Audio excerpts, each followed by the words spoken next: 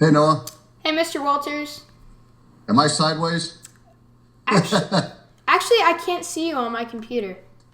Oh, okay, weird. Hi.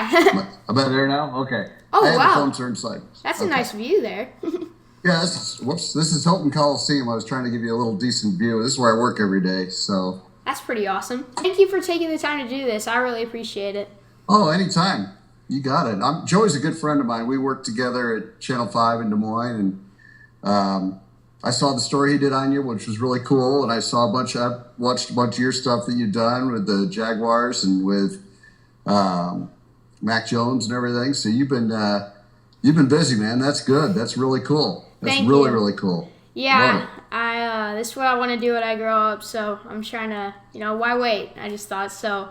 Trying to make it Exactly. happen. All right, so I always have to wonder here with broadcasting. It's such a fun job, but not many people grow up dreaming about being one right away. So I have to wonder, like, how and when did you start to become interested in broadcasting? Well, I'm probably a lot like you because I really got excited about broadcasting when I was young. I grew up in the Chicago area, Glen Ellen, Illinois, suburb of Chicago, and I went to a pretty big high school. We had, I think, about 550 people in our graduating class. And I love sports. I wanted to be around it every single day. I played every day. After school, that's all I did. Whether it was football, basketball, hockey, you name it, baseball, we played everything. And I loved it. But I wasn't a great athlete. I was the youngest kid in my class and probably the shortest kid in my class. And I couldn't jump very high. And so I wasn't destined to be a great athlete. But I knew I wanted to be around athletics every single day because I just loved it so much. And I was really fortunate. We had a high school radio station, WGHS High School in Glen Ellen, Illinois. It was only 10 watts. People probably couldn't hear it with a couple of tin cans and a piece of string between it. But I did the games on there. That's how I got started and just really loved it. And I've been doing it ever since. So it's really been cool. Yeah, and so you started your career at KCCI at broadcasting for Drake. You graduated from there too. So how did your time at Drake help you become the broadcaster you are today? Well, what I did was I knew when I was in high school, when I started doing games, I knew this is exactly what I want to do. And I was really lucky because Chicago had great announcers. And probably the one that influenced me the most was Jim Durham. He was the voice of the Chicago Bulls. And I just thought he did such a beautiful job of describing what was happening out on the floor that I would sit there and listen to games and I would write down some of the things he said, where the ball was on the floor. Was it just Johnson has it, now it's over to Williams, now Stevens gets it? Or was it Johnson has it baseline left, a pass on the low block to Stevens, kick out to Jones between the circles, and he could visually describe all these places on the floor really well for me so I could close my eyes and just really picture the game. And I think that's what play-by-play is all about. So I started listening to that, writing those things down, and I thought, you know what? I'm going to do this for a living. I'm going to find a way to do this for a living. And so I went to Drake University because I thought a smaller school, I might get more hands-on opportunities right away as opposed to just, sitting in a classroom. I really wanted to do it. And that's how you get good at it. You just have to do it over and over and over again. And so when I got into college, I basically just did the games into a tape recorder during my college years, and we replayed them on our college radio station the next day.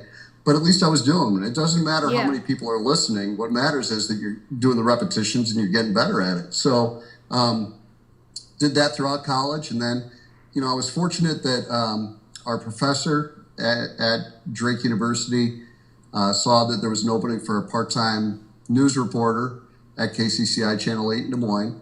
And he recommended three of us to go interview for the job. Well, I was by far the least qualified of the three. Okay, so the other two were really good, and one of them got it. And the name of the news director was Paul Rhodes, no relation to the football coach. And he says to me, "Hey, John, looks like everything you've done is in sports." I said, "Yeah, it's kind of true." He goes, "Why don't you go across the hallway there and talk to Pete Taylor about sports? And maybe you could hook on it all about sportscasting from him, learn about play-by-play from him." And I've been fortunate to do it ever since. So just a total stroke of luck that the news director sent me across the hallway. Yeah, it's like fate's right across the hallway there. Exactly. And so my next question was actually about Pete Taylor, Iowa State. He sadly passed away in 2003, and you were good friends with him too.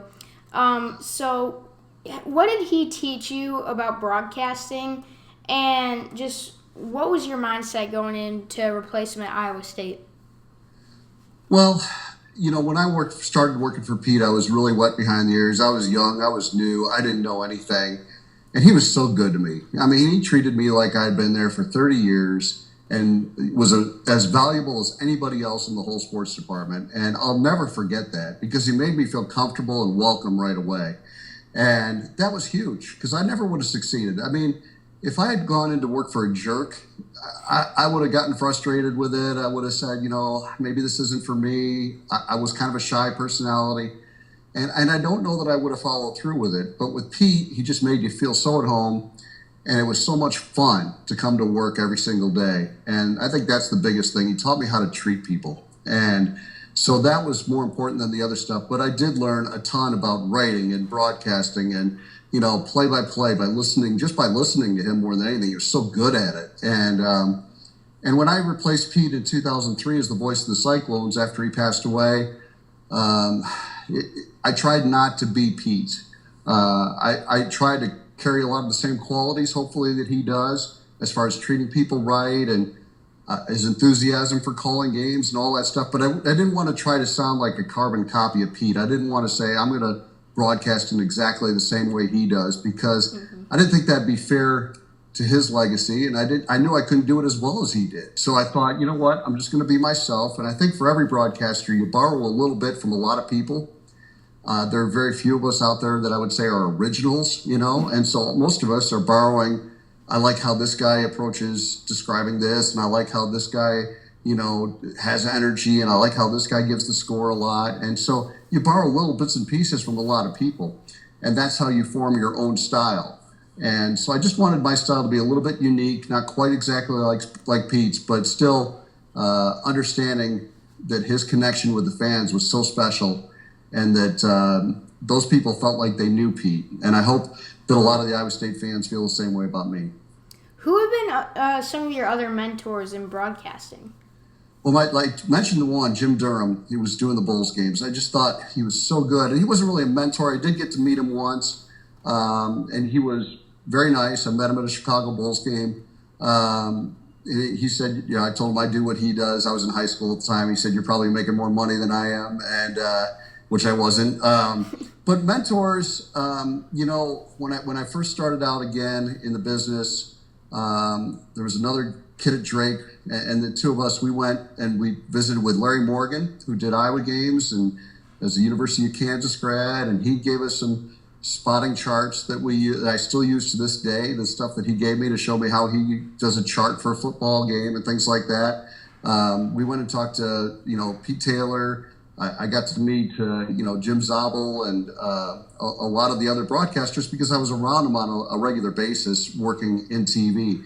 So again, you pick up little things from everybody and a lot of fun personalities. And I think that's the biggest thing is the word fun, because in broadcasting, it better be fun. It better be something that the fan listening at home thinks, man, it sounds like Noah's having a great time calling that game. Because if he is, then I'm going to be more likely to be invested and want to listen to the whole game. If I tune in and I feel like, he doesn't really sound like he wants to be there, well, then why do I want to spend, 2 hours with him listening to this miserable game, Yeah. So enthusiasm and energy have always been, I think, a huge part of it. And that's something I picked up on from a lot of those names that I just mentioned. And so you replaced Pete Taylor, of course, in 2003, and I believe it was a football game against UNI opening the season. Can you just walk us through that first game of yours? Yeah, I was so nervous. I was just bouncing off the walls, nervous. And it was a night game on top of everything else. Now, keep in mind, I had done basketball play-by-play for Drake University women, Drake University men. So I did 11 years for Drake University. And then I had done TV play-by-play for basketball with Gary Thompson on the Cyclone television network. and did it for ESPN Plus and for the Missouri Valley Conference Network and some other things. So I had done TV play-by-play for about 5 or 6 more years, but I hadn't done a football game since I was in high school back at Glenbard West High School in Glen Ellen. So I was really nervous about doing my first football game. And we were going to play UNI that night, and I woke up probably at 6 o'clock in the morning and just started bouncing off the walls with nervous energy. And probably about 9 o'clock that morning, Gary Dolphin called me. And he just said, hey, just want to wish you luck, have a great broadcast today. And I just thought that was so cool that the voice of the Hawkeyes reached out to me and just wanted to wish me well. And it just tells you what kind of a person Gary is and how classy he is. And it just meant the world to me. And so I was able to relax a little bit after that. And I don't know how good the broadcast was. Iowa State did win. And then they won the next week. I think it was against Ohio University. So I'm sitting there at 2-0, and I'm thinking, hey, there's nothing to this. This is gonna be a lot of fun. And then they lost the next 10 games. So the season didn't go exactly as I was hoping after that 2-0 start. But man, it's been a lot of fun through the highs and the lows ever since. Yeah, it's certainly. I can imagine. You and Gary Dolphin, as you mentioned there, 2 legends now in the state of Iowa, especially. And you mentioned the Missouri Valley Conference. That has got to be the most underrated conference in college basketball, at least. I love watching like Bradley, UNI, Loyola, Chicago. Like, those teams are fun to watch. I actually got to go to a Bradley game a couple years ago, and my dad used to go to their field house. He lived right across the street from it. So that conference is certainly fun. I'll hook you up with. I'm going to hook you up with a couple people. First of all, I want you to be able to talk to Gary Dolphin because I know you're a Hawk fan. We got to get you on there with him. All right, so we'll get that taken care of. And then Dave Snell, the voice of the Bradley Braves, who's been doing it for I think 40 years. He would love to visit with you. So we'll get you on with those guys. Well, thank you. I really appreciate that. Absolutely. That's awesome. And so, of course, being a legend in Iowa, like I said. You've been doing this for a while. I have to wonder, what's your game day routine? Yeah, so a lot of the preparation for a game doesn't happen on the day of the game. I like, as far as what happens the day of the game, I get to the stadium really early. Football, the thing I love about broadcasting football is everything that surrounds the game. It's your whole day. It's the game day environment. It's the tailgating. It's all the people walking around in the cardinal and gold and the sea of it when you're up high in the press box and you're looking out and you see all that in every direction you can look. It's so cool. And there's a lot of pageantry to college football. And I love calling basketball because it's right down on the floor, right by the bench, and you're right in the middle of all the action every other year except for this year. So there's things I really love about both.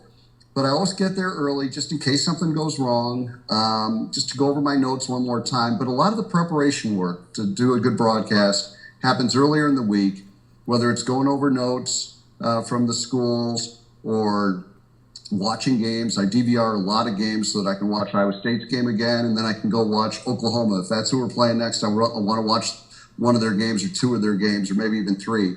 Recorded a bunch of Oregon games and watched those before the Fiesta Bowl so I could call that and know their players well. And I think a lot of that stuff happens even in the off season. I do a lot of that stuff. I'll go back and rewatch Big 12 teams just to get refamiliarized with their personnel. Because one thing about play-by-play, it's easier when you can quickly identify people and you don't have to look down at a chart or a roster to get those numbers and names. You got to have them in your head, at least for the key players, beforehand. And so a lot of it's done during the week, but on game day, it's just a matter of getting there early, doing whatever I need to do to get prepared, and staying late because we always do the coach's show, TV show afterwards. So it ends up being a really full day. See, my mom's going to have to see this answer because she doesn't get why I want to get up there so early. You tell her it's important. Oh, yeah. And, so you've been Iowa State's broadcaster for 17 years now. Have you ever considered going anywhere else, or is just Iowa State home for you? Iowa State's really home for me now. It has been really all along. The way that I've been treated here has been so outstanding.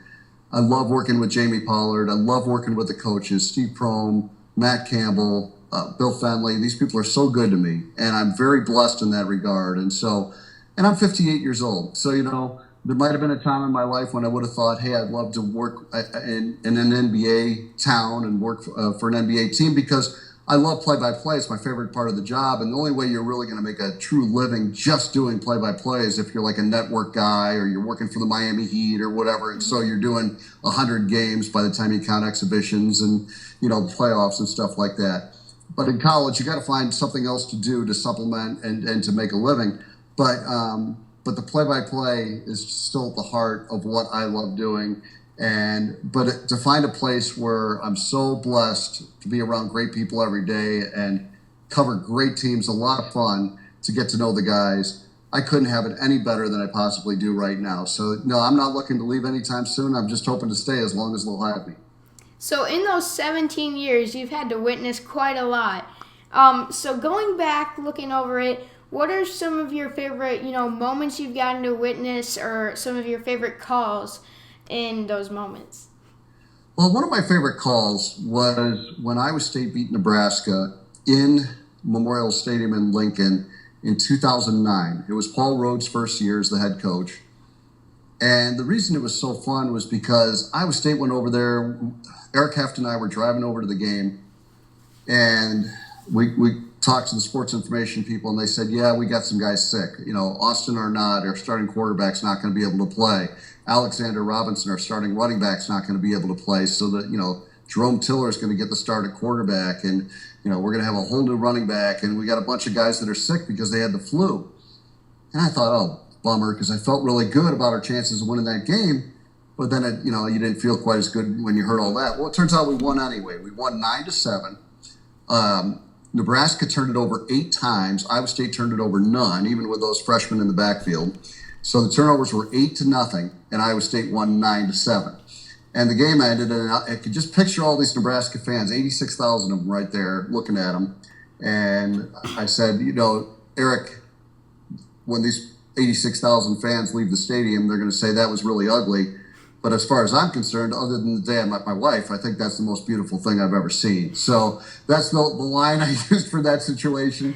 And it was a fun call. But as far as maybe the most memorable games, I mean, in basketball, anytime you can win an Allen Fieldhouse, that's when you're never going to forget. So especially probably that 2017 game where Iowa State hit like 18 threes and set a school record and won in overtime there with Monte Morris and Deontay Burton and those guys. That was really cool.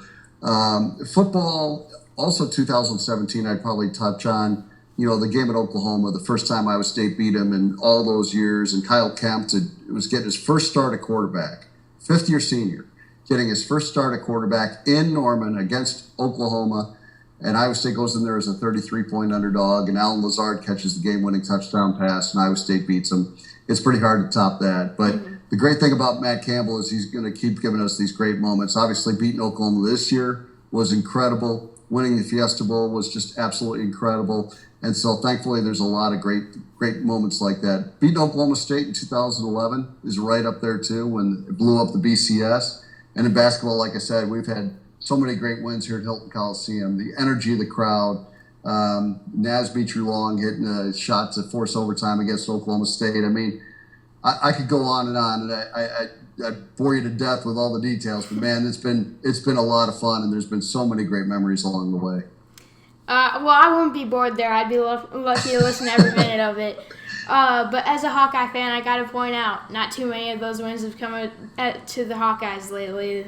Not lately. You're right. And the good news is that doesn't seem to matter as much to Iowa State fans. I know a lot of people have always said, Iowa State, all they care about is beating Iowa, which has never been true. Mm-hmm. But if you ask me, could I trade a win over Iowa for winning, finishing at the top of the Big 12 conference standings, I'm taking the top of the Big 12 conference standings every time. So, but, the day will come here, Noah. I'm telling you, the day's going to come where we're going to level the playing field a little on some of those. And there was a pretty good run there where Iowa State was beating Iowa. I've called a lot of Iowa State wins over Iowa in football and basketball, and those are some of the best games to call because there's so much energy. When there's energy in the building, your job just becomes, like riding a bike. You're coasting along with all that energy, and there's been some classics between Iowa State and Iowa for sure. Football will be fun next year. I can't wait for that. That's going to be unbelievable. Yeah, I bet they'll both be top 15 teams going into that game. And, yeah, that's going to be they're already hyping it up now, so it's going to be amazing. Yeah. And as for Iowa State football this season, you mentioned with the Fiesta Bowl, it was pretty magical for Iowa State, one of the best seasons of all time. Can you just reflect on this season? 9-3, got to win a New Year's Six Bowl, their first in program history. Just reflect on the season and what it means to Cyclones fans. It means everything. This season's been so special, and especially to have it happen in the year of COVID. Now, there's part of you that says, oh man, it's a bummer that this happened when 61,500 couldn't have filled the stadium every single game and really enjoyed it and soaked it up and been a part of it after all those years of waiting for that moment to come. But there's another part of you that says, COVID was really a bummer, and it was really hard for a lot of people to get through this time, and we're still fighting our way through it. But man, how much did that football team help us to get through those months? How much did that football team, and that's what sports is all about. It's a distraction from your real life. It's something you can lose yourself in for a few hours and just really enjoy. And I think this football team provided that gift for Iowa State fans in a big, big way. And it was super special. I mean, when you get a quarterback like Brock Purdy, a running back like Breece Hall, Charlie Kohler, an All-American tight end, the defense that they had, all the pieces just kind of came together for one really magical year. But the thing about it is, I don't think it's just 1 year. I think this is built to last, and I think Iowa State's going to be good for quite a while now, and I'm really excited about that. And I saw it happen when I was covering Iowa, when I was just getting started, and Hayden Fry was getting it rolling at Iowa. You could see how they grew and from where they were in the 70s and the 60s into what he made it in the 80s and 90s. And absolutely it can happen anywhere that people are committed to it and excited about it. And, from Dr. Winterstein to Jamie Pollard, right on down the list, everybody at Iowa State is really committed right now to having great football. And so I think fans of this state are going to be blessed with great football for a lot of years to come. And hopefully us Hawkeye fans with basketball. We'll let you have it, but I think Iowa State basketball is coming back before you know it. Yeah, they're looking pretty good. All right, so to finish out the interview here, I got some Would You Rather questions. Would you be up for some? Absolutely. Let's do it. All right, so this is my big one. I ask it to everyone. What would you rather eat, Italian or Mexican food? Oh, man, they're both so good. I'll go Italian. All right. That's the popular answer, but Evan McPherson, Florida's kicker, last interview, he chose Mexican. That kind of caught me off guard there. You can't go wrong with either of those answers, but I've always been an Italian guy. Would you rather fly 500 miles or drive 500 miles? I love driving. I love getting in the car and driving. It just clears my mind. But if it's after a game at 2 o'clock in the morning when I'm getting back home, I'm really happy that I'm flying those 500 miles. I'm terrified of planes, so I'm going to have to drive 500 miles. And then the last one I got for you, would you rather watch a movie or read a book? Well, it's quicker to watch a movie. Probably that, but I do love reading. And I encourage everybody to read because it's a great way to throw yourself into something, and it's how you learn. And so I love doing both, but I'd probably watch a movie, I guess. I'll admit it. Yeah, me too. I love how you can just see what's going on rather than trying to picture it. But that's your job as a play-by-play announcer, yes, Noah. You're drawing that description, so keep that in mind. Yes, sir. All right. Well, thank you so much for taking the time to do this. I had a great time. Anytime, and I'll reach out and get back in touch with you. We're going to get you hooked up here with Gary Dolphin, all right? All right. Thank you. You bet. All right. Thank you. Thanks, Noah.